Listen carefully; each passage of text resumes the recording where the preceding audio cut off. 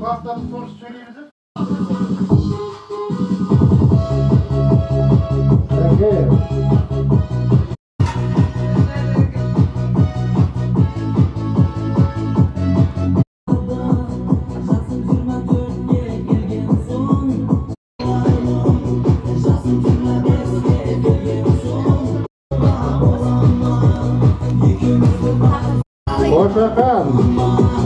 Boşakan biliydi. Evet, şekilde bas tümüzler. O yürümezler.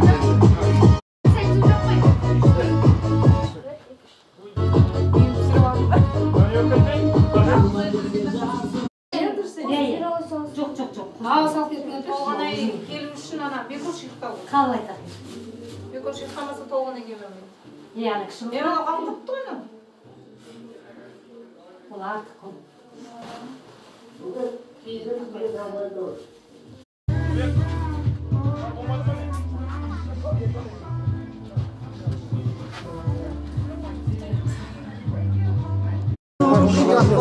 Ağızda şimdi anlattı. Şimdi ver bırak bir asamayım mı?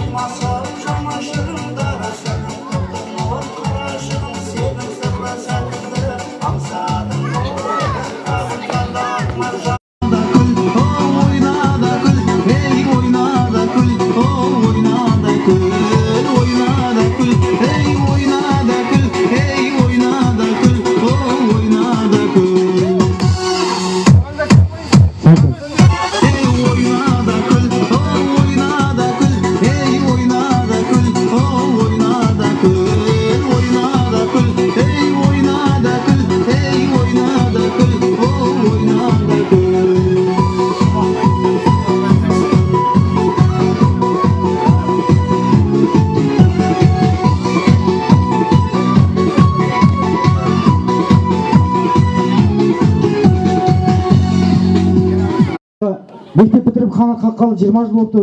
Көзіміз ашып жұмғанша мына жетіспірлер де 20 жылға толып қалыпты деген сияқты. Тағы құрметті ағайындар, осы ауылда өскен 1971 туылған қыз жігіттерге арнап мерекелеріңіз құтты болсын деп бүткіл ауылдың атынан дуа шапалақ. Мерекелеріңіз мерекеге ұласа берсін. Осы әнімді осы ауылдың түлектерін әрдайым қабыл алыңыздар. Шолпанның меркесі деген тамаша бір ән бар. Соны енді қабыл алыңыздар. Санқа Тахир үшеуміз арнаймыз.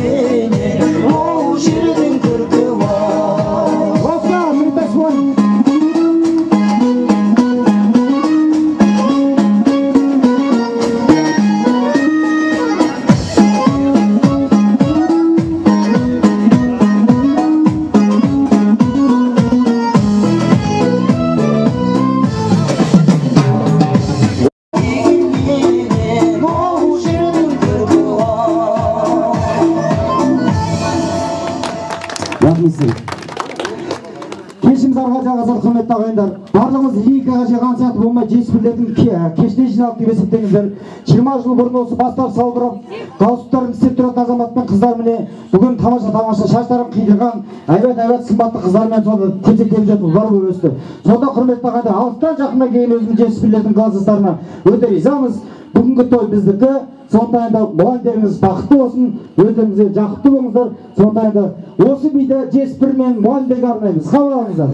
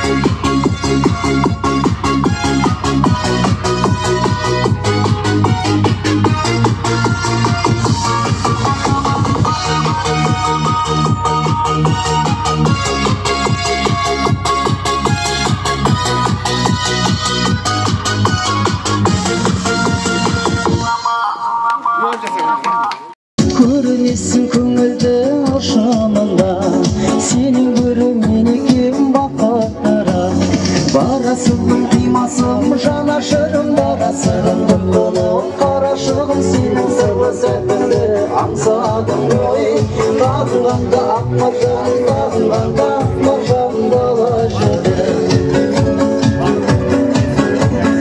Bana bileyimiz 25 bu. Omuruma opustam kasamında Yedin ilbesin benim karsağımın Yerip 22 gündür kuşağımda Yedin ilbesin benim karsağımın Yerip 22 gündür kuşağımda Barasın kıymasın janaşırım barasın Tutulup karaşığım senin sıvı sepinde Ansadım oy Tağından da akmacan Tağından da akmacan balaşırım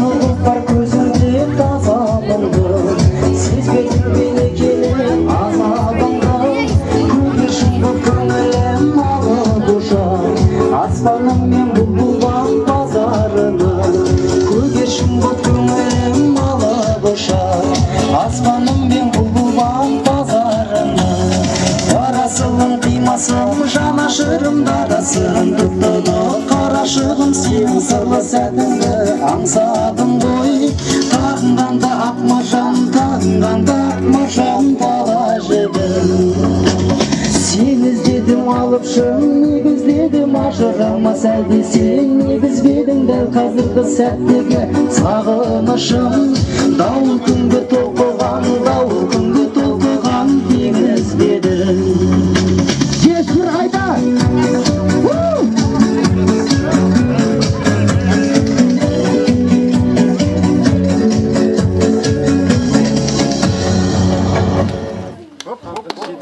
Juva bersem kolumdan keter kırım Kayda жүрсің sүйікті 71'im 20 жыл бұрын оқып отырып кетсеңдер де өздеріңсің ғой мен қыз жігітім Сол күндерде мұғалімің ұрысты ма деп Осы күнге сендерді алып келді ма деп Бірақ 71'дің азаматтары мен азаматшаларына Туғыл шапалақ арнайын біз ауыл болып деп 71'лерге арнап құрметті ағайындар Дастархан мерекелік сіздерге ашық Енімі дастархан үстіндегі бауырсақ бәрі шашық Сондықтан енді 71'лердің көңілі қалай болса біздің де көңіліміз солай болады деген есеппен Бүгін мерекелеріңіз мерекеге ұласа берсін Бір күнгі мерекелеріңіз 10 күнге жалғассын Өйткені ертең ауырасыздар Одан кейін мен ауырам Бүйтіп бір аптада жиналып қалатын шығамыз деген сияқты Сондықтан құрметті ағайындар мұғалім болмаса біз де өзге жиналмас едік Сондықтан енді Жанахмет аға мен Алтай мұғалімнен бастап Осы мектебіміздің жүз ағаштың тіреп тұрған бәйтеректеріміз аман болсын деп осы той жасап отырса көп рахмет. Кәсін шалбар кигізбесек те өздері киіп берді. Сондықтан құрметті ағайындар,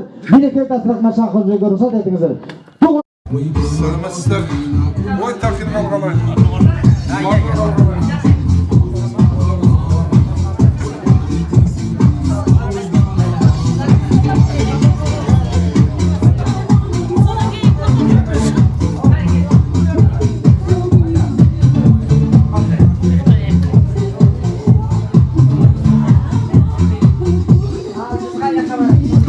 Алайлы құрметті ағайындар, бәріміз жабақтап.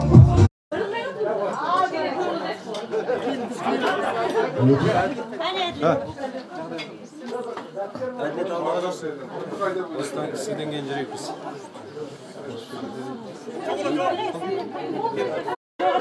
Құралай, қалам күнлер анау жоқ.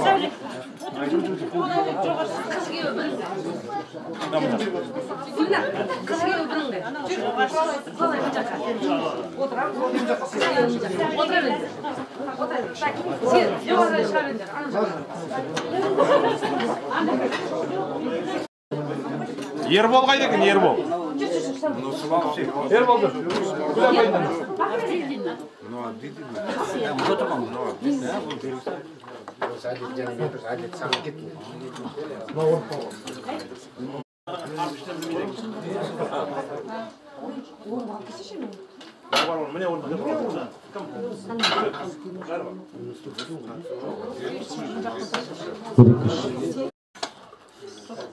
Еркін?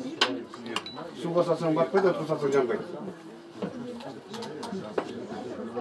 Сарағыз бейін ба?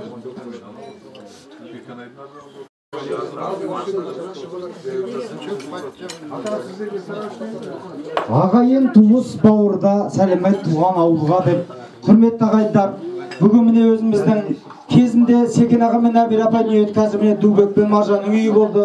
Сондықтан құрметті ағайындар, Жеспірлердің бәрін басын қосып, кезінде Абылай 300-дің басын қосса, бүгін Жеспірдің басын Маржан мен Дубек қосып отыр. Сондықтан енді Абылайдың қай жерлерген туға шабақтап осы шаңырақтың иелеріне рахмет айтып қойықшы. Дубек отын жарып. Жерді көргеніме керемет бір сондай бір лепіріп тұрып, бүгін бір жүргізетін шығам деп есептеймін. Сондықтан құрметті ағайындар, тойларыңыз той құласын. Мынау енді 20 жыл бұрын өздеріңіздің әлпештеп өсірген 71 жылғы қыз жігіттеріңіз бүгін тамаша бір үлкен бір салиқалы жанұялар болып отыр. Сондықтан тойымызды бастауға рұқсат етіңіздер, құрметті ағайындар. Аман қазағымыз біздің ағы мектебіміздің мүдірі болса да, енді сонау алыстан жақыннан келген сондықтан енді Серік Какбалаға бір тілек беріп жіберсем деп тұрмын. Тілегіміз сөз жай. Кіріспе. Осындай шаралар ұйымдастырып жатырмыз. Ең бірінші әрине жаратқанымыз Құдайдың арқасы сіздер бізді жетелеп білім беріп өсірдіңіздер. Соғысыңызда кішкентай болсын, кезінде мектептестеріңіз қауырға газетін шығарып жүрмін. Серікбек Қожамқұлов деген үлкен актер атамыз болған, сол кісі мынандай ұлағатты сөз айтты. Ұстаз деген ұлағатты атауды естігенде күні бүгінге дейін өзімді шәкіртте сезінемін. Бұл өте жақсы айтылған сөздер. Сіздерді көргенде біз баяғыда шәкірт кезімізде қазір біразымыз Құдайға шүкір Қазақстанның әр жерінде қызметте жүрміз, жұмыстарда жүрміз. Сонда да біз сіздердің алдарыңызда қазір шәкірт сияқты сондай сезімді тұрмыз. Енді бұл жерде алтын ұяға сағыныштық арнадым. Армысыздар, ардақты ұстаз қауым, кластастар, қонақтар және ауылдастарым. Біз яғни 71-лер үшін осы сәт көңіл толықтар тарихи күн болғалы тұр. Олай болатыны біз бұдан тура 20 жыл осы мектепті тамамдап, соң қоңырау кешін өткізген болатынбыз. Мектепті биыл бітіргелі отырған түлектер сияқты бізде бұдан 20 жыл бұрын толқылы сәтті бастан кешкенбіз. Уақыт шіркін зымырандығына не шара. Содан бері бейнелеп айтқанда ғасырдың 5-тен бірі судай ағып өте шықты. Осы уақытта мейлі қайда жүрсек те, қай кенет шарлап кетсек те, қайда тұрып жатсақ та өзіміздің туған ауылымыз, өзіміз оқыған мектеп, бізді білім нәрінен сусын жатқан ұстаз ағай апайларымыз әрдайым сағыныш болып жүрегімізді жылтымен келе жатыр. Айына, жылына ауылға ат басын бұрғанда алдымен ұстаздарымызға барып сәлем береміз. Өмірден өтіп кеткендеріне Құран бағыштап дұға оқимыз. Иманы саламат болып, рухы жұмақ төрінде шалқуын тілейміз.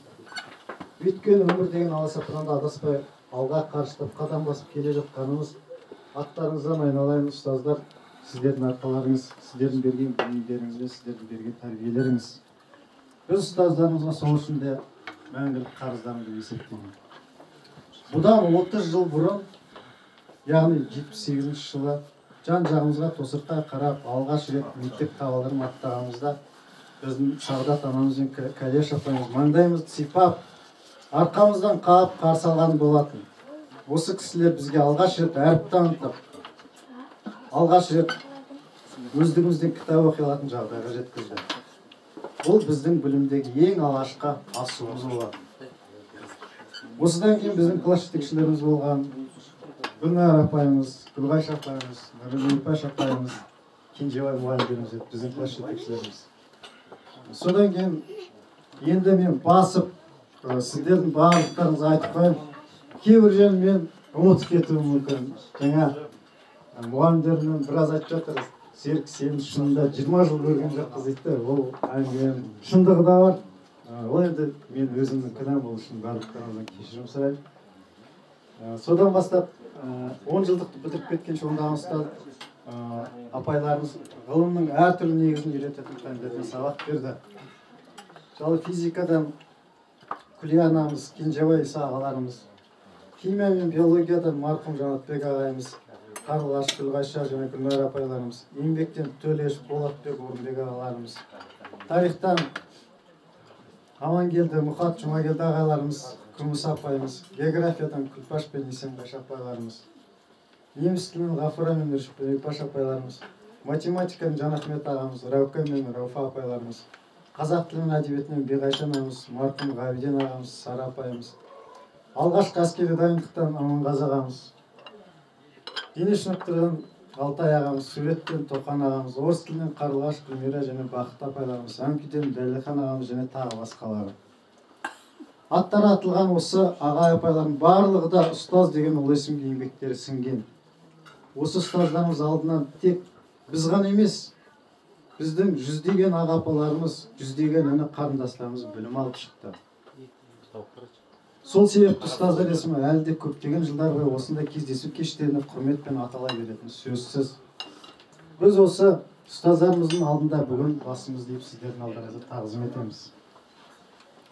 Біз бен сіз білім алған мектепте ұстаздық дәстүр бүгінге дейін жалғасын тауып келеді. Олар бізден кейінгі қарындастарымызға, балаларымызға білім беріп келеді. Сондықтан осы алтын ұя мектебімізде еңбек етіп жүрген кейінгі буын ұстаздарды құрмет тұтамыз. Арада 20 жыл өтіп кетсе де біз ұстаз алдындағы сол баяқ шәкірт көңілімізге құлау түскен жоқ. Олардың жарқын бейнесі біздің жүрегімізде мәңгілік жатталып қалған. Сіздерге енді аз ғана бір жағынан тілек сияқты болсын деп бір 3 шумақ өлең арнасам ұстаздарға тілек. Жетелеген әр күн ізгі мұратқа, не жетеді ұстаз деген ұлаққа. Сағынады әппақ шашты ұстазым, арман қуып жеткендерде жыраққа. Ұстаз ғана оғалады сырыңды, аямайды ол шәкіртінен білімді. Айналайын абзал менің ұстазым, рахмет айтам кездесуде бүгінгі. Ыстық не бар мектеппенен өзіңнен, дидарыңнан күн шуағы сезілген. Жылдар өтіп өздеріңді бірақта еске алармыз әркер ыстық сезіммен. Осы бүгін кешке бір жағынан бастау сөз, кіріспе сөз ретінде барлықтарыңызға құттықтаймын. Сіздерге рахмет, достастарым, ауылдастар барлықтарыңызға рахмет. Әнтойымызды бастап, Марат өзің қолға қойыр. Тамаша сайран сауығы, жолдарын жуған өздерді жылы жауына. Бәрі де ғажап сағынған кезде бір ақта, аңсарым ауып іздеймін сені ауып. Ауылым аңсағым, әппақ таңды, тұнық кешімді, алмағанды өзіңе бара қуып сағымды іздеймін бара балғын шағымды. Шолпан қайда? Достармен бірге саялап саябақтарын, қызықпен жүріп өткізді қанша шақтарын. Шалдырап жайнап өтсе де жарқын күндері, ауылды аңсап жаныма саян албады. Ауылым аңсадым әппақ таңыңды, тұнық кешіңді, алма бағыңды өзіңе барып қуып сағымды іздеймін бала балғын шағымды.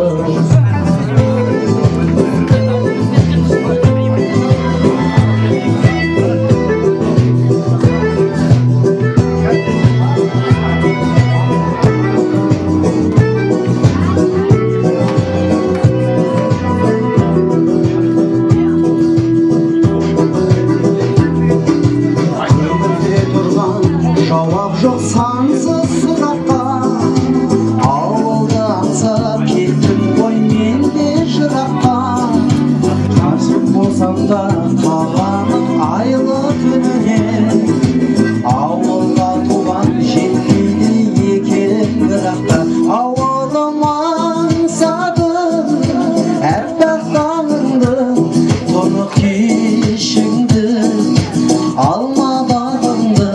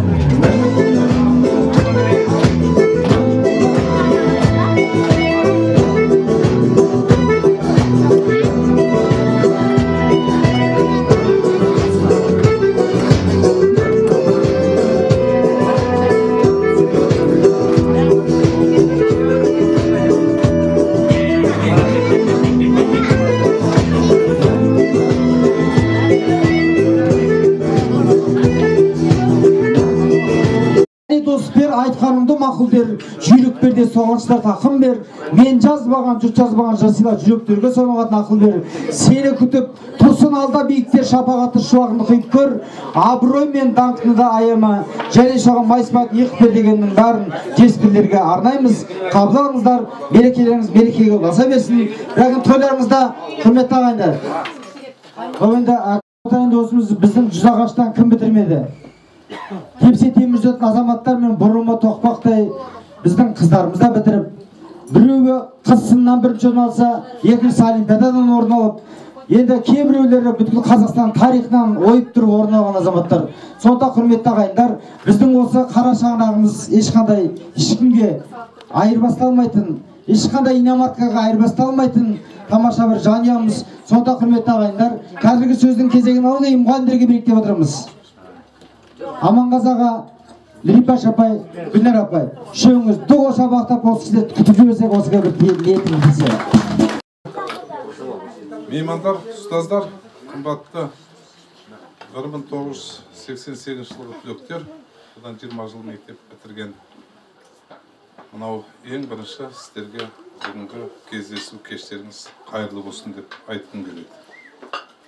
Енді бұл өзі 20 жыл кездесу. Мына ауылымыздың Шолпан ауылы Жүзағаш орта мектебінің бүкіл ауыл тұрғандың берекелі бірлігі ауылымызда 20 жылдық, 10 жылдық, 15 жылдық, 30 жылдық деген жасалып жатады. Соның бір куәсі болып, бүгін сіздерменен бас қосып отырмыз. 1988 жылы сіздер осы мектептің 18-ші выпускысы түлегі болдыңыздар. 1970 жылы біз алғаш рет мектеп түлектерін бірінші рет аттандырғанбыз. Содан кейін 1988 жылы 18-ші выпускі болдыңыздар. Биыл біз 38-ші выпускысында 20 баланы үлкен өмірге аттандырып отырмыз. Әрине, сіздер мектеп бітіргенде біз Жанама ауылының ортаңғы жағындағы ескі бірнеше корпустан тұратын мектепте оқығансыздар. Одан бері 20 жыл үлкен уақыт өтті. Қазір ауылымыздың орталығында үлкен 860 балалық жаңа типтік жобамен салынған 860 орындық мектеп бар. Осы мектепте міне биыл біз 38-ші рет үлкен өмірге өзіміздің түлектерімізді аттандырып отырмыз. Биыл 20 бала бітіріп, ұлттық бірыңғай тесттен өтіп, үлкен баға алып, аудан бойынша 10-шы алғашқы ондықтың ішінде отырмыз, 8-ші орында отырмыз қазір конкурс жүйесі бойынша. Енді серікті көріп қап, бір передача беріп жатыр екен, қарасам компьютер орталығында осында жаңа сөйлесем қазақ интернет, өзінің бір бағдарламасымен қарастырған адамын дейді. Біз үшін үлкен қуаныш. Көкейіп Нұрлан деген азамат бүгін жоқ қой, бар ма ол кездесуде? Компьютер бізде информатикадан сабақ береді, сіздермен бірге оққан. Сол Нұрланға айтамын, серікпен хабарлассайшы, қазақ интернетте бір передачасы бар, жақсы. Бұл мектептің азаматтарын қазір заманда болашақ осы компьютерде ғой, компьютер заманы. Хабарлас, білдік, сосын осыдан 2 ай бұрын, бұл әңгіме ғой, сіздерге айтып отырайын. 2 ай бұрында Алзабыр айына шақырып алып, аға бір келіп кетіңіз, барсам, сізді интернетке кәп балам серік деген, Жүзағаш деген менің орта мектеп мен бітірген Шолпан ауылында жабылғалы жатыр екен, ол қандай бала? Неге олай айтады, неге интернетке сондай сұрақ береді дейді. Жаңа серіктен сұрасам, рас аға берген дейді, өйткені Таскенде бір әңгіме болды, осылай жабылғалы жатыр деп. Содан кейін алаңдап, ауылымды беріп едім деп дейді. Сондықтан оның бәрі енді еске түсірген әңгіме. Енді мен сол сіздерге алғашқы әскери дайындық пәнінен сабақ берген, ұлдардың бәрі жақсы біледі. Ол кезде енді патриоттық тәрбие, кеңестер одағы сіздер енді 20-шы ғасырда мектеп бітірдіңіздер, қазір 21-ші ғасыр, жаңалық ғасыры дейміз, еліміз тәуелсіздік алды сіздерден кейін, үлкен бір өмірдің жолына кіріп отыр. Енді 20 жыл деген үлкен ғұмыр, міне сіздерді көріп, қазір таңғалып, қуанып, сондай бір үлкен мерекеде отырмыз. Енді мектебіміз қазір енді сіздер кеткеннен кейін жаңа мектеп сіздер бітірген жыл салына бастады, 90 жыл бітіргенбіз. Проектісі жаңа, қазір мектепте жаңа серікпен әңгімелесіп отырмыз, 2-ші сыныптан бастап компьютер сабағын оқытып жатырмыз, үлкен заман талабы солай дейміз. Endi birşama muğallimler orniyet болып кеткен сақша пайда айтып жатсыздар. Иманы салауат болсын, жолдастарыңыз бар өрнiyet болып кеткен алдынан жарылқасын еліне береке бірліктің арқасында осындай бір бас қосып жатсыздар. Жаңа сұрақтар біліп болсақ 15 жыл бұрын 15 жылдық бір жасапсыздар. Енді біздің тілегіміз осы мектеп бітірген азаматтар қай қиырда жүрсеңіздер де, қай жерде жүрсеңіздер де, ең бірінші өз ауылдарыңызды ұмытпаңыздар. Биіктен көріне беріңіздер, ұстаздар үшін сол жақсы, менің шәкіртім анандай еді деп жатамыз. Ұлы Абайдан айтқан ғой, ақырын жүріп анық бас, еңбегің кетпес далаға, ұстаздық етпен жалғық бас, үйретуден балаға. Біз сол өздеріңіз көрген қалпы, әлі де ұстаздық жолмен жүріп жатырмыз. Кездесулеріңіз қайырлы құтты болсын. Дарқандарың мол болып, отбасында аманшылық болып, еңбектерің жемісті болсын. Енді жаңа маңғыз айтып жатыр, осыдан 20 жыл бұрын сендер мектеп бітірген кішкентай әлгі жас бүлдіршін едіңдер. Бүлдіршін емес енді. Азамат бойжеткенменен бозбала едіңдер. Міне содан бері 20 жылда өтіп кетіпті. Уақыт деген өте тез зымырайды. Қарап отырсақ, мына осы сендер мектеп бітірген 88 жылы мен тура сендердің жасыңда болыппын. 37 жаста, дәл сендердей қалпында мен сендерді шығарып саған екен. Міне 60 жаста алтындап келіп қалдық. Енді менің классым қимас классым деп айта аламын, бірақ қиын классым деп айта алмаймын. Бірақ та классымда еркелер мен серкелер көп еді. Біреудің тұңғышы, ылғи сондай жиналғандар. Біреудің кенжесі, біреудің жарқын сияқты жалғызы деген сияқтылар бәрі осы біздің осы үшеуміздің классымызда болды. Бірақ та біз түк қиыншылық көрген жоқпыз. Өйткені әр класстың өзінің бастаған серкелері болып еді. Енді осыдан 5 жыл бұрынғы кездесуде талай еске түсіру сәттері болған, айтылған. Енді оларды қайталап жатудың керегі жоқ. Бірақ та кейбір сендердің қылықтарың әлі де ойымызға жиі оралады. Енді өзім көріп жүрген ауылдағы оқушыларымыздың барлығы да өнегелі, үлгілі деп айта аламын. Әлі күнге бізді ұстаз ретінде сыйлайды, алдымыздан кесе көлденең өтпейді. Міне осындай қылықтарыңа қарап сендерді біз де жақсы көріп ішімізден осы жүрегіміз, әлгі бүйрегіміз бұрып тұрады. Азаматтар, азаматшалар, бүгін жақсы бір кешке жиналып отырмыз, 20 жылдық. Енді кезінде қазір біздің мектепте бір класты 20 бала, 30 бала бітіретін болса, о кезде алғаш рет 81 жылы мен институт бітіріп келген кезде 3 класс болған. Сонда А классын маған берді, Гүлнар апай мен Гүлғайша апайлар Б мен В классын алды. Міне содан бастап үшеуміз бірігіп еңбек еттік. Класстарымыз өте жақсы болды. Енді өзімнің классым А классы ерекше қарапайым, отбасынан шыққан сондай жақсы балалар болды. Барлығы да қазір жер-жерде еңбек етіп жатыр. Ешқайсының жаман аты шығып көрген емес. Одан кейін де 2 класс бітірттім. Былтыр соңғы классымды былтыр бітірттім. Енді оқушыларым осы уақытқа дейін жаман болған емес, барлығы да жақсы. Енді алдағы өмірлеріңе тек қана жақсылық, бақыт тілеймін отбасыларыңда. Дендерің сау болсын, қай жерде жүрсіңдер де аман болыңдар. Енді келмей қалған оқушыларымызды, оларды да әрдайым есімізге алып үнемі ұмытпай жүреміз.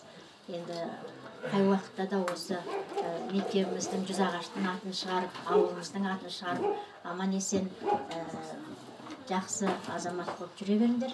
Тек қана жақсылықтарыңды естіп жүрейік. Енді мынандай үлкен дастархан жасап, онына ұстаздарымның басын қосып жатқандарына көп-көп рахмет. Енді осы кешті жақсы өткізулеріңізге тілектеспін. Азын-аулақ сыйлықтарымыз бар да, сол біздің сыйлықтарымызды қабыл етіңіздер. Сізге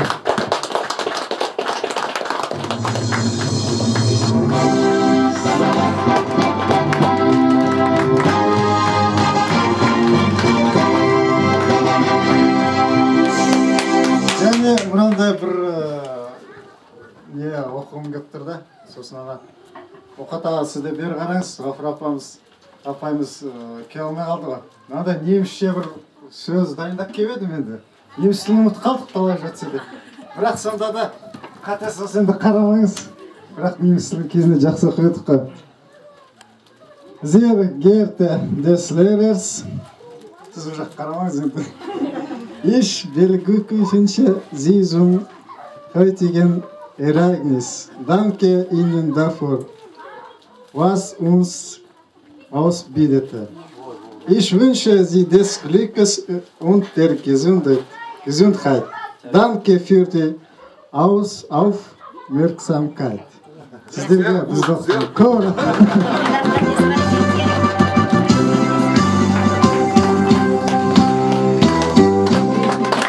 Қатысын айтып жүріңіз енді. Серікке рахмет, тілін сындырып айтып өйтіп бірдеңе оқып шықты енді. Дәп қазір оқып тұрған өзің өте аңқанға кетіп. Осыдан 10 жыл бұрын бұдан жақсы оқып жүрді негізі. Сондықтан енді қазір ағылшын болып кеттік қой бәріміз. Ағылшын ба енді. Сатыла берді, отан деген сонда патриоттық сезім деген болмай ма? Сондықтан енді құрметті ағайындар, жетіспірлердің сөзі пәрменді болсын деп, осы мұғалімдеріміз аман болсын деп, шолпан халқы аман болсын деп, ауылыма осы кісілердің атынан тамаша бір ән жолдаймыз. Қабылдаңыздар. Сіздер стақан төкірген кезде біз әнмен көмкөр жіберейік, құрметті ағайындар. Sırlarımla güvesi yüzüne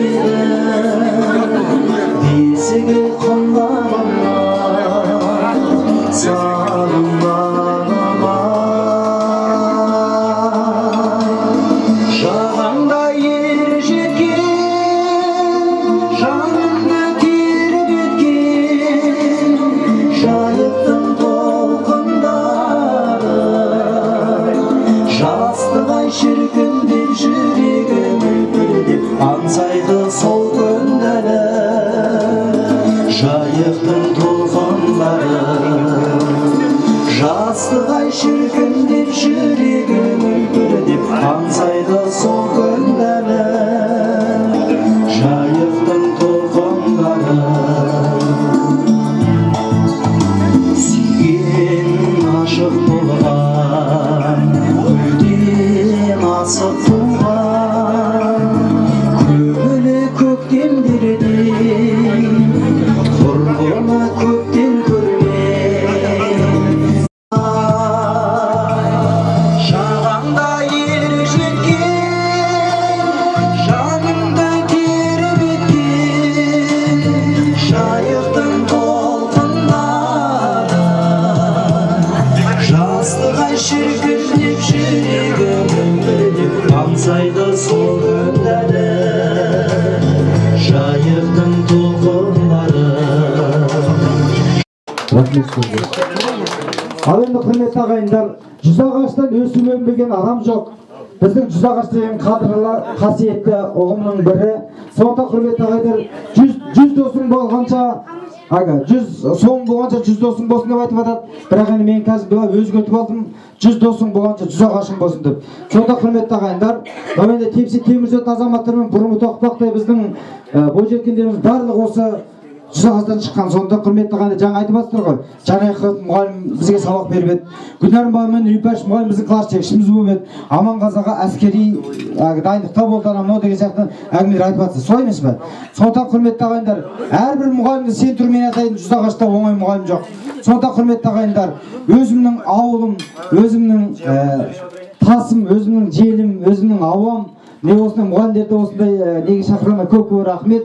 71 жылғы азаматтар мен азаматшалардың бүгінгі мерекесі құтты болсын деп, тоғыз шабақтап осы оқушыларымызға бір құрмет көрсетіп қояйық, құрметті ағайындар.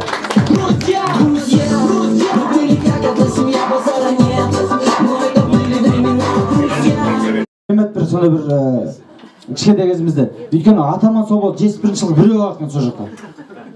Жоғарғы ауылда, рас? 71 жылғы ешкім жоқ сенен басқа. Ана жақтан Сака келеді, Аман ағаның ұлы. Ол вратар өзіңіз білесіз. Сонда енді екеуіңіз темекі тартасыздар ма білмеймін енді бірдеңе істеп. Соны мен сіріңке апарып беремін айту бұл кісілерге. Содан бірдеңе істейді енді темекі тарта ма білмеймін, ұқпаймын. Жандары тұруға өзі жаным түршігеді сол кезде. Сонда құрметті ағайындар, бұл енді өткен өмір. Сонда енді Орынбек ағамыз бүгін көріп қатты қуанып отырмын. Бұл кісіні Дубектің тойында бірлеп көргім. келгеніне, иә сол кезде қатар отырып ет жегенбіз. Енді міне бүгін ғана көріп отырмын, бірақ енді бұрынғысынан да жасарып кетіпті. Құдай өтсін 21-ші ғасыр кері қарай кетіп бара жатыр ма деп ойлап қаласың ғой. Сонда тұрма бұл концертте болған бәрі соған тартып кеткен ғой. Сонда құрметті ағаларым, Сек ағаның бетіне қарап бүйтіп қойып, сіз болатсыз ба деп қойсам, жоқ мен Серікпін дейді. Бұрын бұлай болмайды енді бұл кісінің енді. Өсе келе сонда өзгеріп кеткен бар. Сондықтан дуғал шапалақтап осы бәріне бас көз болып жүгіріп атқан міне өзіміздің Маржан мен осы Серік. Енді бір жерде бір ұйытқы болу керек қой, сол үшін құрметті ағайындар. Ыстығына күйіп суығына тоңып атқан бүткіл 74 бар. 71 деген 74 өтіп жатқан сен оқыды. Сондықтан енді құрметті ағайындар, бұла 71-дің ішінен бас көз болып жүрген осы жеңгем мен ағатайыма дуғал шапалақтап қойсаңыздар деп ниетіме білдіріп. Ұсатып атқан. Атын білгенше, мыңның жүзін білгенше бірдің атын біл дейді. Сондықтан енді мына қарап тұрсаңыздар бағаннан қалжыңдап жатырмыз. Сендер де керемет болған екенсіңдер деп айта берсе адамда бір түрлі болып қалады, солай емес пе? Сондықтан енді жетіспірлердің қандай болғанын мен білмеймін енді ол кезде. Әйті 11 бітіргеннен біз жаман ұрған соны білемін. Соны бірақ енді қарап тұрсаңыздар, енді таныстыру да керек. Қазіргі мына темсе теміржет азаматтарыңыз бірі Мүсәпір Айдын деген азамат. Қазір енді қарулы күштерде жұмыс істеп жатыр. Өзінің несімен талпынысымен ана мынау енді ауылға деген жақсылығы өте күшті. Шөпке ақша бөліп тұрады, біз светасына бәрі қаралған. Солярканы былай ағыл-тегіл әкірсейді. Сонда құрметті ағайындар, сіздердің дуғал шапалақтауларыңызбен Мұсапиров, Айдын, Көшербаевский сөз беруге рұқсат етіңіздер. Кезінде староста болғанда аты-жөні болмайды, бірақ қазір нормально болды. Еліміз ағам ғой. Жаңағы мейрамдарыңыз құтты болсын.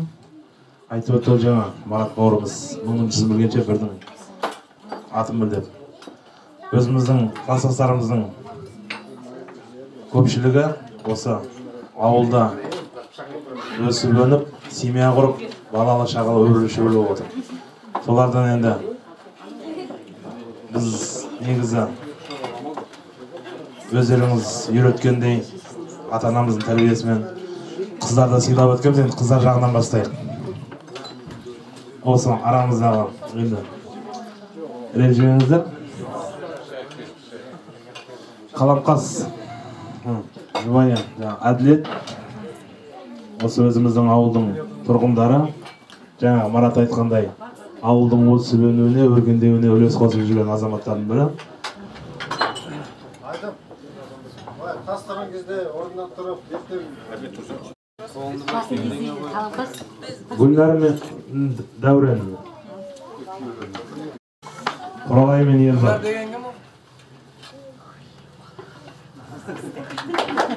Біздің осы Қазақстанның демографиясының үлес қосып жүрген екі кластасымыз бар. Солардың бірі Құралай мен Ержан, енді екіншісі Берікжан мен Ырысгүл. Арамыздағы ең мақтанышқа тұратын көп балалы семьялар біздің мақтанышымыз, қуанышымыз. Ал енді өзіміз қыздардың арамызда барлар осы, қалғандарын енді басқа осында отырған ағаларымыздан. Енді Маржан мақсатымыз өзіміздің ауылдың түлектерін бәріңіз танисыздар. Орынбек, Әсемгүл 3 бала тәрбиелеп отыр.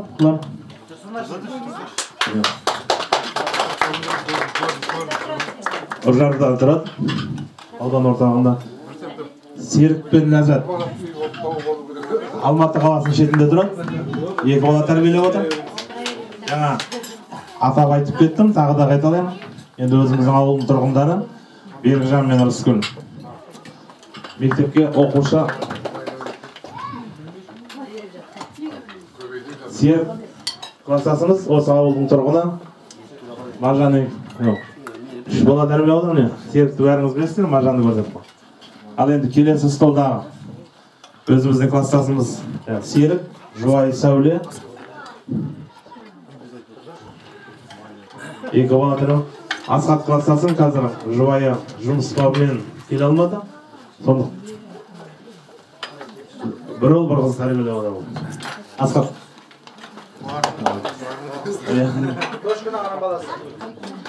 Кластасымыз Ержан.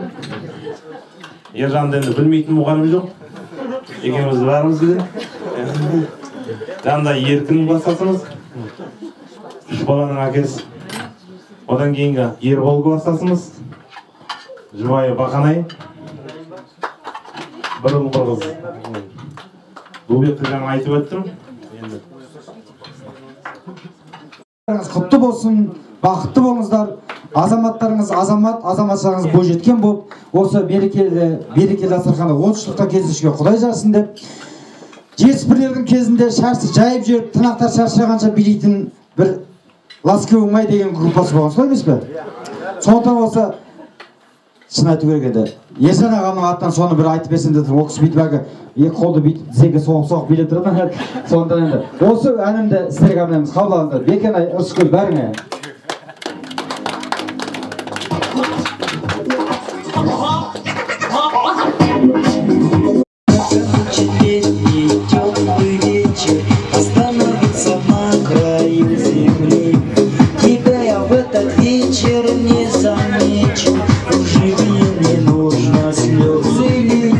Достаточно терпеть твои обманы и слушать ночью сказки о любви.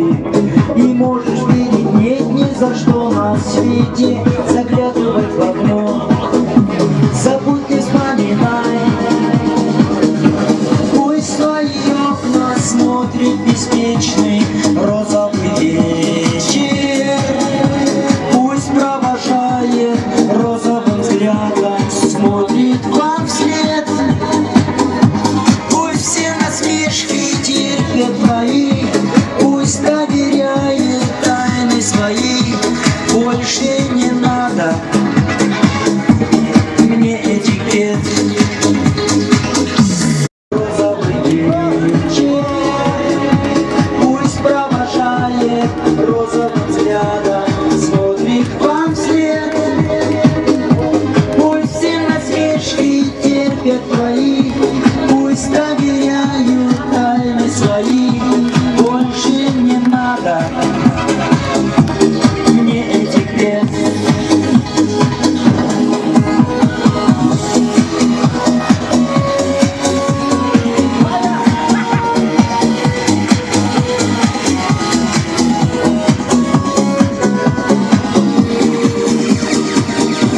Пусть твои окна смотрит беспечный розовый вечер, пусть провожает розовым взглядом, смотрит вам вслед. Пусть все насмешки терпят твои, пусть доверяют тайны свои. Больше не надо мне этикет. Пусть все насмешки терпят твои, пусть доверяют тайны свои. Больше не надо мне этикет. Ойлап, былай деп ойлаған жоқсыздар ғой сіздер. Туф, мұғалім жолдастар. Ой, бұның әкесі бетсе бұтыр қылынша сөйпір. Былай істеген. Мынау енді жетіспілердің бүгін 20 жылында отырмыз ғой. Бұл кісілер тыңдамай ешкімден. Сондықтан құрметті ағайындар, енді мына мұғалім халқына ешқандай реніштеріміз жоқ. Бая-шая болып, ая-жая болып кеткен адамдар. Сондықтан енді өзі біздің президентіміз құрметтеп бізді 63-ке апарып тастады ғой, пенсиямызды. 60 бар клубтан шығып отырсақ сол. Сондықтан құрметті ағайындар, мен енді заман түзеле ме, біздің мұғалімдерімізді 53 жастан бастап шығара ма деген бір ниетіміз бар. Сондықтан құрметті ағайындар, жүз ағаштың осында түлетіп отырған ұстаздарыңызға да қол шапалақ қояйық. Ал енді мына Аманғазы ағаны өздеріңіз білесіздер, әлгі әуе оқуым деген сабақтан берген жоқ сен ол өзі, Орынбайға бер жүре. Бұл кісі енді начальный военный подготовка деген содан берген, иә, білесіздер. Енді мына біздің военный тұратын ішінде енді Орынбай ағаны өздеріңіз білесіздер, қалай секіріп келе жатып спичный коробок тартып жүретін азамат. Ал енді мына Аманғазы аға айнаға қарап тұрып, иықтан сіріңкенің қорабын атып жүрген азаматтың бірі. Әркімнің өзі береке бірлігін, сондай жетістіктерін айта білу керек. Сіздер білетініңіз бар, білмейтініңіз бар, құрметті ағайындар. Сондықтан енді мына сондай адамдардан тәрбие алған мына Алтай ағаның любой альбомын көрсең, Ботақан марқұм мен Тұраржан Қайраттың жекіп басқан суреттерін көресің. Өйткені сөйтсем ең бір сол рекордын ешкім жаңартылмапты әлі. Тұраржан Қайраттың. Сондықтан ұзын биіктікке секіруді Тұраржан Қайрат керемет секіреді екен. Ол кісі былай секірмейді екен ғой, спокойно келіп былай алдымен секіріп салады екен. Сонда да алты аяғы бүйтеді ғой маған. Секіре десеңші. Осындай балалар тумады ғой қайтадан. Тумайды ондай балалар. Тұраржан Қайрат болмаса еді одан басқа ешкім тумайды. Сондай бір құрметті ағайындар, сондай бір мұғалімдеріміз көп болған, шын айту керек. Гүлнар апай, өздеріңіз білесіздер, бұл кісінің жүрген жолыңыз сара, жүрген жолыңыз дара негізі. Мынау енді тіршілік емес, бұл сенің тал бесігің деген стенд жасатып бізге. Сонда бір керемет бір шұғылалы сәттерімізге бөлеген осы кісі болатын. Қорқамыз жасадық қой. Рапиғаға айтып жасаттық еді бірде. Сонда енді құрметті ағайындар, мұғалімдеріңіздің қаржысын қарасаңыздар өздеріңіз білесіздер. Мынау енді Нұрипаш мұғаліміміз өзі отыр. Бағдатқа қалай танысқан мен құдай біледі білмедім. Сіздер неміс тілінде сонда шұқыр болдыңыздар. Сонда енді құрметті ағайындар, бәрі қалжың бәрі ойын. Ала Жарахмет аға мен Зареш апайды алуға болады, қарап тұрсаңыздар. Мынау аға сіздердің кездеріңізде оқыды, сабақ берді, Бакиева Бақыт деген мұғалім. Тура сіздер, как раз сіздер 9 оқып жүргенде берді ол кісі. Изложение береді. Моя любимая страна деген. Изложение жаза алмаймыз, ана кісі бет алып, керемет әдемі болды ол кісі. Енді сол кезде өзіміз бәрін сіздер 9 оқисыздар, 70-тер 10 оқиды. Біз енді вообще баламыз енді сонда бала махаббат ой шіркін десек. Мұғалімға деген керемет табынып сонда бәріміз беске жазыппыз әгіне. Сонда құрметті ағайындар, ол жетіспілер бұзық болса да бір керемет табымыз мықты болған жігіттер. Сонда құрметті ағайындар, мына біздің директорымыз ол кезде үлкен Бекежан Макеевич өздеріңіз білесіздер. Мына Ботпай психқа шығып, мінбеге шығып сөйлеп неде клубта. Соны ержан сендер сөйлеп білесіңдер ма? Жетпіс. Сондай керемет. Аппақ қашынша бара кейін батып шыққаныңыз бәріміз керемет болып қалған. Постоянно футболкамен, кроссовкамен жүретін жігіттер шала трибунаға шығады ғой, Ботпай психқа держат. Сол бір кезде билеп қойды. Сіз жақпай деген. Соны билеп қойды ғой. Жанахмет аға сіз білесіз бе? Сіз билеп айттыңыз ғой. Содан анау бас жақтан бүйтіп бұрыла берісті, мына жақтан Құсайыны бақа шықты, артында 17 жігіті бар. Дейді. Оның алдынан мына Сака шықты. Сака өзіміз білесіздер. Өрімбек бар ішінде. Содан бір кезде екі талпа бір-бірін ала алмай, ерегес қайта шегініп, содан ауылдың шетіне барып бірікті деп қояды әкелер. Содан кереметті соны билеп қойды. Бауырларыма сендер ақылдарын айтыңдар, төбелеспей қойыңдар. Төбелес деген ол оп әпермейді деп екен. Түнімен төбелесіп, таңертең бізге әңгіме айтқан жігіттер. Сонда құрметті ағайындар, сондай өткен өмірдің барлығы есінде қалады екен, бәрі тәтті екен, түген сағынады екенсің. Сондықтан мұғалімдердің жұмысы деген керемет. Соны жауапты да қиын жұмыс. Сондықтан енді сыйлап шақырып отырғанымыз көп рахмет, жеп ішіңіздер. Осы береке бірлігіміз кетпесін, құрметті ағайындар. Тойымызды арға жалғастырып болса дедіңіздер. Кезінде бата бергеніңізде бар ішіңізде мұғалімдердің. Енді баталарың, мұғалімнің батасын кейін мен өзім мұғалім болғаннан білдім қандай бата беретін. Өзі керемет ренжисің кейбір оқушыларға үшін. Жоқ, рас енді қатты ренжисің, өзі мұғалім болғаннан баса бар екен. Соны ойлайтын осы кезінде мұғалімдермен таусыла береді. Біз Камал апай болатын біздің класс жетекшіміз. Күнде туалет жаздайтынбыз. Соны мына билеп айтады ғой. Мұғалім деген бір керемет жұмыс. Галстук тағып алады да барып ақшаны тауып береді, бітіп күреп шақырып жатыр. Өте қиын мамандық. Ол мысалы мен тем более менің өзі керемет ауыр болды. Өйткені күндіз бала шағасына сабақ берсем, түнімен ата-аналарымен алып барысып, тамада болып. Сонда керемет бір қиын жағдайлар болды енді. Сондықтан құрметті ағайындар, мұғалім деген ұлағатты есім ешқашан ұмытылмайды. Құдай бетінен арғысын, ол дүниеге барып, 3 адам, біреу гаишник, біреу мұғалім, біреу дәрігер дейді. Енді мұғалімдер қолынан алып сырға айтып отырмын ғой. Сонда айтады. Дәрігер былай деп айтады. Давай енді сау болыңдар. Мына жақта Т деген, мына жақта Ж деген. Тозақпен жұмақ қой есік. Сонда сау болыңыздар енді деп. Алып тұрып жұмаққа кетіп бара жатыр ғой. Ж деген әріпке. Ей, қайда барасың? Жұмаққа деп айтады. Сен қалай жұмаққа барасың? Үйге енді мен немене соншама. Осыншама жасқа жеткенше осы халық үшін еңбек етіп, халық үшін осы жағам жүріп жүрдім. Сонда қалай мен тозаққа баруым керек десе. Білесің ба сен? Мұғалім ғой ана кетіп жатқан. Соны айтады, сен тозаққа барасың. Сен білесің ба? Анау бір бала 11 жас бітіргенде аттестат 2 сыйға жасағансың. Баяғы. Сол үшін тозаққа барады, жаңағы шошып кетіп, бәй, мен кетіп қалмайды. бір кезде орнынан дәрігер тұрады дейді. Ол аттарда жұмаққа қарап барады ғой енді. Тоқта, сен де тозаққа барсың. Үйбай мен өмір бақи хирург болдым. Елдің осы жанталасып, елдің өмір үшін жанталасып, мана осы білесің бе сен, соқыршы кооперация сықында чекқарын ақтарып тастап, ақшаң бар ма, ақшаң болмаса жинамайын деп айтқызды. Деп енді оқысы не. Соң гаишник тұрады ғой орнынан. Сау болыңыздар дейді, ол сразу тыға қарап барады ғой бет. Гаишниктер өзіңіз білесіздер ғой, тыға барады сразу. Тозаққа қарай келіп барсың ғой. Ой, найсап тоқта, сен жұмаққа барасың. Неге деп ана шошқаға бұрды. Неге десе, білесің бе сен ана шопырдан ақша тұрған кезде бісміллә кешіре көр, бала шағам игілік үшін алып бардым деп айтқан. Сол үшін сен жұмаққа барасың. Сонда құрметті ағайындар, басқа жердің адамдар тозаққа барса да біздің жүз ағаштың мұғалімдері жұмаққа барады қол шалғатып қойыңыздар.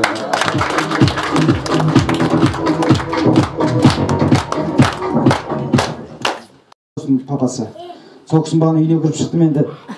Келе сап, енді үлкен кісілер ғой енді. Содан кейін барып, Күлия мұғалім сізге барып сәлем бердім. Өзіңіз білесіз, ұстаздардың ұстазы. Сондықтан енді мен Күлия апайдан постоянно айтып жүретін нәрсем ғой. Өткір ауыл жаттамаған шығар деп өзім ойлаймын. Сәлем қошамам керемет қатал болды ғой енді. Ана сабаққа қатысады постоянно. Четверг күні елдерде рыбный день болса, мен де сол мамам қатысады, родительский день. Айтпайды ғой, любой сабақ кіріп келіп отырады. Тура осы кісінің сабағы бола қала ма? Қойге бірден. Сол бір кезде бүйтіп қойды. Маман қатысқаннан именно сол сабақ сұрайды ғой енді. Тыныбек үй тапсырмасын оқып жібер деп қалдық ма? Дәп именно сол күні мен есеп шығармай барам ба? Жақсы оқиды, бүткіл А, Б, В-ны қосқанда бір отличник болған мен сол кезде. Сол бір кезде бүйтіп қарады, деп мен немен оқимын? Байдарөтова Әлия Шүкірхановна деген бір қыз болды. Патриоттық сезімі жоғары азамат. Мен көрші отырды 8 жыл. Содан қимай қоштастық екенбіз, сол бір жесіп Сонан дұрыс деп Күлия мұғалім. Әкел енді Тыныбек, баға қойып берейін емес бар ма? Ұялмай қызармай, әппақ бетті алып бардым еді, алды. Не істемейді, мамам қатысып отырын сабаққа. Сонда Күлия мұғалімнің жауға жарасын білдірмей, енді ешкімді подавать етіп көрмеген балам ғой кезінде. Соны қарап, дұрыс, әппақ бетке дәу беспі қойып кетіп отырсыз. Сызық жоқ бетке. Дұрыс енді Марат отыра ғой деп. Соны мамам лаборант болып істейді Күлия мұғалім. Соны айтты, Күлия апай сіз кешіңіз, мен 15 минут бұрын шығып кетейін, мұғалімдерге мел беруім керек, прибор беруім керек деп айтады. Сол кезде физика кабинеті отыра ма бірден сұрап. Жарайды, сәлем қоша, бара ғой деді. Есік жабыла жауыз бастан, мына жақтан боковой, мына жақтан бір боковой, а снизу. Содан бір кезде айтты, еттің ағы. Сен келім сен болса күйсегені, не істейін деп тұр тепкілеген кезде мен жабам деді. Мамам шығып кеткен бытшын шығады ғой. Иттерімді басыма қаптап, фамилиямды ұмытып әлің шықпаны көмеді. Сондықтан құрметті ағайындар, сондықтан сол күнгі теманы Күлия мұғалім мен ұмытпаймын. Ол сабақ ол. Көрдіңіздер ме? Әппақ бетке бес қойып беріп, менің арымды беселемей, ата-анамның алдында менің балалық арымды сақтақпаңызға көп рахмет.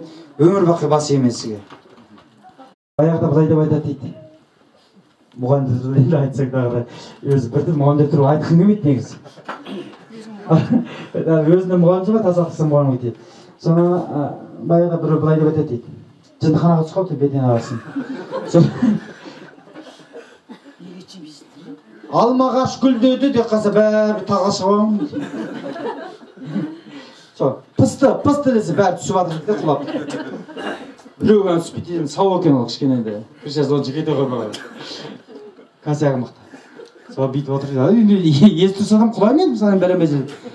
Елді мәрі айтады, түссеңші алмағаш пысты емес па деп. Мен пысқан жоқ па деп айтады. Енді есі тұрса адам құлай мен бәрі жүрді. Елді мәрі айтады, мен қалай түсіремін жәді. Бәрі жан жақтан қарайды. Bir кезде құрықпен шұқып айлы бүйтіп. Сол біреу айтады, мен бұны білем қалай түсіретін. Алып кептірі, екі қолашы арқан алып кеп лақтырады ғой. Бауырым, мен жақсы көресің ба? Жақсы көрем. Қатты ұста, тартқып, екі беті үзігі қалды. Жындардың бәрі таң атыды. Бағасымды қай осынан миы қайдан келсе анамыз. Ана жол өстіп біле құтықтан шығарып ағам негізі. Арқанмен. Сондықтан құрметті ағайындар, мынау енді оқушыларда неше түрлі оқушылар болады. Бәрін қазір қарасаң прическалар киілген аппақ көйлек, галстук жабар. Осылар сол кезде сондай бұзық болды деп ешкім айтпайды. Сондықтан құрметті ағайындар, біздің осы кезіндегі оқытқан оқушыларымыз біле тепсе-теміз жүретін жігіттер мен қыздар болып алдарыңызға келіп отыр. Сондықтан енді ыстығы бар, суығы бар. Осы кісілерді тәрбиелеп өсіргендеріңізге көп рахмет. Сіздердің осы беделдеріңіздің арқасы өз шақырып отырғаны әйтпесе шақырмас еді негізі жақсы көрмесе.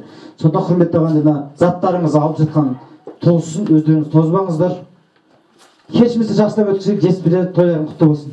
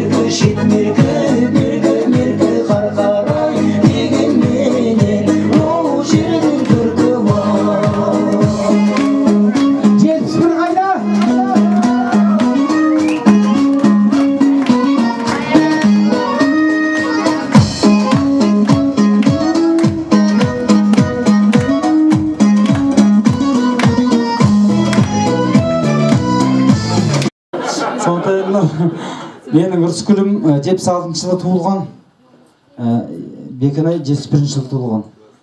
Сондықтан енді мынау енді қарасаң көп семьялы деп бағана атап атқандан сол көп семьяларға сөз бермейді. Енді дұрыс қой енді ол. Енді өзім сондықтан мына Бекенай мен Үрскүл сөйлейтін, соны алыстан келген өзіміздің мақсат Асқат ағамыз.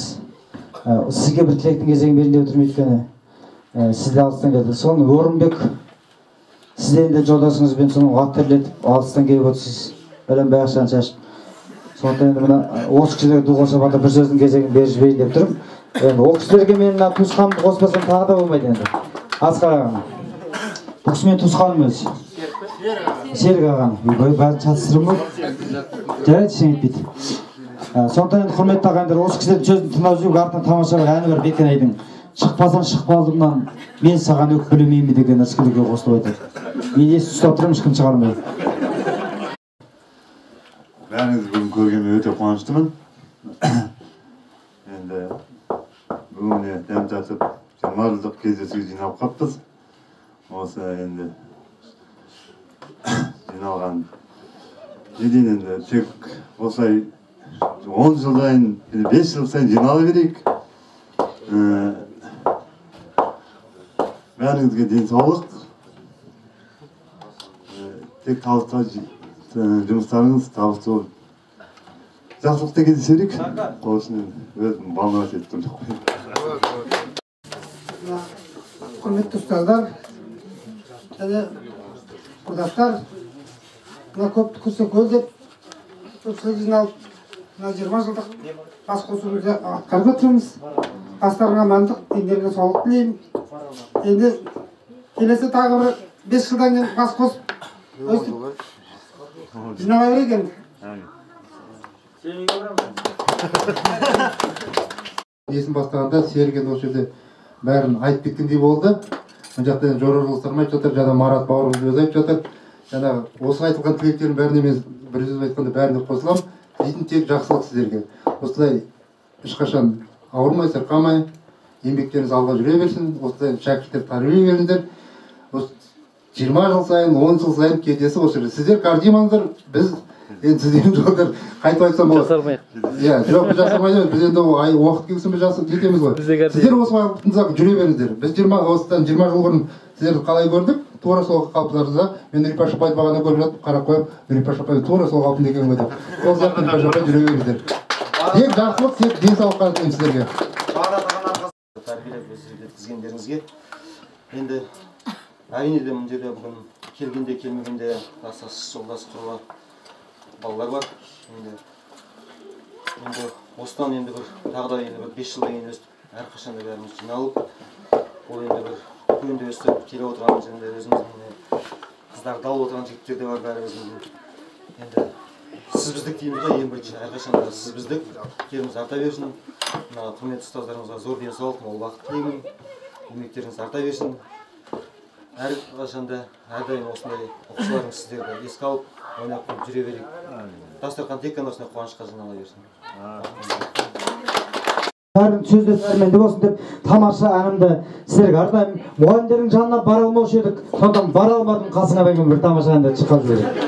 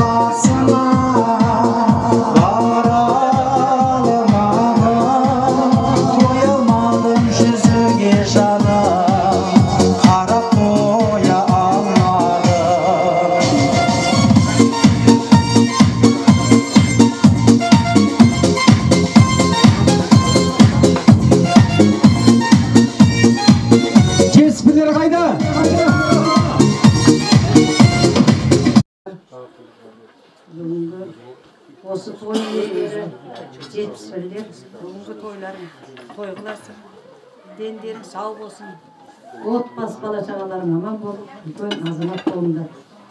Кеше ғана кім кішкентай бала едіңдер, ғана Гүлнар айтып жатыр. Мен сендер 10-ды бітірген уақытта 37 жаста екен, бүгін міне сендер 37 жаста екенсіңдер деп. Сол уақытта сендер кім кішкентай бала болатсыңдар. Міне бүгін Гүлнар немере сүйіп, ұлынияға қызып,ияға қондырған үлкен ұлағатты семья болды. Сендерге де осылардың жолын берсін деп тілеймін, Алтай менен Гүлнардың.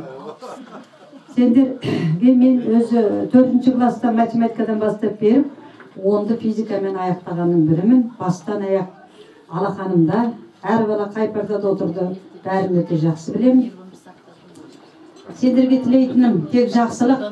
Сендердің көп өнерлерің болды. Ғабиден ағаларың сендерді таңбалы тасқа апарып, жаңағы тарихи материалдарды зерттеуге қоса қатыстырып, сендерді осындай әлгі ғылыми жолға, жаңағы тарихи материалдарды зерттеуге, жаңағы тәрбиелегеннің бірі Ғабиден марқұм болатын. Сахнаға шығып, анау отан соғысы жылдардағы соғыстан қайтпай қалған солдаттарды ауылдағы жаңағы еңбек еткен ата әжелеріңнің еңбектерін сахнаға жаңағы бейнелеп көрсеткеннің біреуі сол кездегі сендер болатсыңдар. Менің есімде соншалықты қалды. Міне бүгін біздің Мараттың осы ауылдан кеткеніне 1 жыл болатын. Бағана айтып жатқан өлеңдердің бәрі сағыныш, ауылды сағынғаны, елді, жерді сағынғаны көрініп тұр. Мен бұл Мараттың Екібастұзға кеткенін және оның қай жерде қалай жұмыс жасап жатқандығын бәрін телефон арқылы өзімен сөйлесіп, Бекжан арқылы сөйлесіп отырам үнемі. Бұл Бекжан айтады ғой, Бәле жергілікті телевизордан маратыңыз облыстық жаңағы қалалық менің бәрінен бірінші орын алып жатыр. Маратыңыз беделі күннен күнге өсіп жатыр деп. Айналайын, жаңағы өзің айтасың ғой, осы мектептен алған тәрбием деп. Сол алған тәрбиеңді өзің ары қарай жалғастырып, өзіңде ұстаз болып, сен де бала тәрбиелеп, ұрпақ өсіріп, жаңағы оқушыларды үлкен жаңағы асулы белестерге асып жатқаның біреусің. Мен сендерге тек қана жақсылық тілеймін. Марат, айналайын, еңбегің жемісті болсын. Мына бүгінгі Құдай айдап 71 жылдардың үлкен вечеріне сен келіп, сенің сыңғырлаған дауысыңды естіп қуанып отырмыз. Сен менің алақанымдағы бір кезде ата-анаңның зарығып, ой шіркін дүниеге бір бала келсе дегендегі баланың біреуі сен бола тұғысың. Міне бүгін Құдайға шүкір ата-ананың еңбегін ақтап, міне үлкен азамат болдың деп есептеймін. Айналайын балаларым, кішкентай алтындарым, сол кездегі сендер бітпейтей бала отырсыңдар. Мектеп бітірген уақытта Серікпенен Қаламқасқа дейін күміс медалға бітірген. Кім? Баян болатын. Міне Серік өзінің алған білімін Құдайға шүкір жаңағы үлкен анау Астанада көрсетіп жатыр. Оның өзі біз үшін үлкен мақтан. Болатты бір мақтасақ, Серікті екі мақтаймыз. Өткен алдымыздан өткен балалардың осындай үлкен жаңағы білімді болып, халықтың аузына, ел алдына шыққанына өте қуаныштымыз. Біздің барлық тілейтініміз сендердің ары қарай үлкен азамат болып, лағат үлкен семья болуларыңды тілейміз. Тек қана айналайындар, сендерге жақсылық тілеймін. Қайда жүрсеңдер де аман болыңдар. Көз алдымда құрметті мынау 70 жылға азаматтар, ауылымыздың түлектері, мектебіміздің түлектері, осы ауылда өсіп өндіңдер, әке-шешелерің осы ауыл сендерді өмірге әкеліп тәрбиеледі, мұғалімдер оқытты. Алтын босаған мынау Жылғаш мектебіне 10 жыл білім алдыңдар. Одан бері қаншама заман өткен міне. 20 жыл өткен, бұл едәуір уақыт. Осы 20 ішінде қаншама өзгеріс болды. Елімізде қанша өзгеріс болды. Кешегі заман өзгеріп, басқа заман келді. Міне сендер кеше жас жігіт қыздар, бозбала, бойжеткен қыздар болсаңдар, қазір үлкен бір-бір отбасының иелері болдыңдар. Үйіншілдіктарың жақсы бірігіп, бір-бірлерін сыйлап, құрметтеп, осындай алыстан жақыннан хабарласып, үйіншілдік пен мынандай кезеңде осы ауылға келіп, алтын бесік, алтын туған жерлерге келіп, жаңа 20 жылдық кездесулерді өткізіп жатсыңдар. Ол үшін біз көп қуаныштымыз, рахмет айтқымыз келеді. Өздеріңді көріп қуанып қалдық. Үлкен жаңағы азаматтарды, оның сол отбасыларымен келіп, көпшілігін жаңағы балаларыңды ерте келіп, міне сол бүлдіршіндерді көріп, бәріміз қуанып отырмыз. Бұл біздің болашағымыз, сендерсіңдер, міне сендердің болашақтарың сол балалар, бұл бір үлкен қуанышты жағдай болды. Әгі скораблена болды деп, бұл тойға өзі Мараттың дөп келуі, оны мына кешті онан сайын әрлендіріп тұр деп айтсақ артық емес. Енді